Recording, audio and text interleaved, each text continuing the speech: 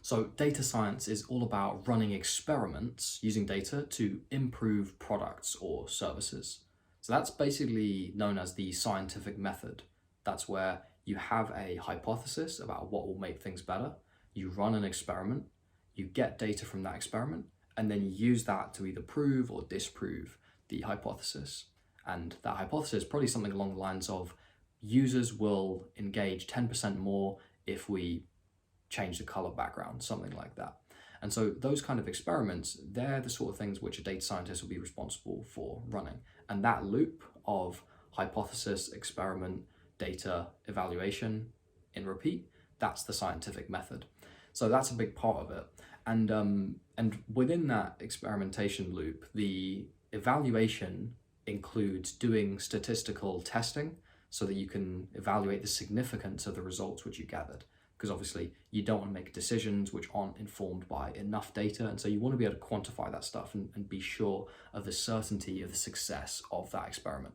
So statistical testing is another thing which comes into the data science toolkit. But the thing which everybody is interested in is machine learning. And yes, that is a tool which comes into the data science toolkit as well, much like statistical testing does for different kind of things.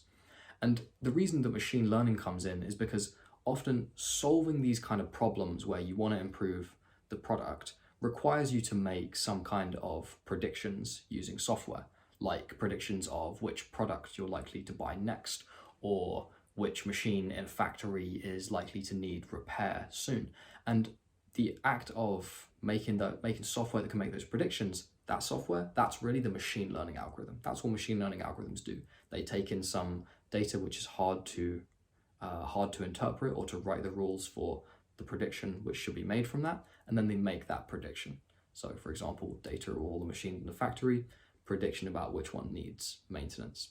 That's hard to actually describe. So you can have machines learn that relationship themselves. And that's how machine learning can be used by data scientists to tackle these kind of problems.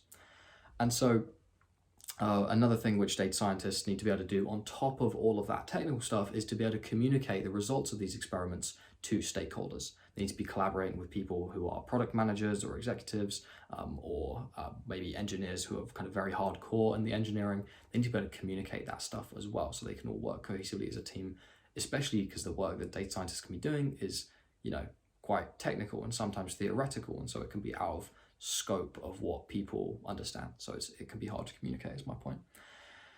And companies begin to need data scientists when they start to run experiments, or when they start to need to use machine learning to make predictions to improve a particular product.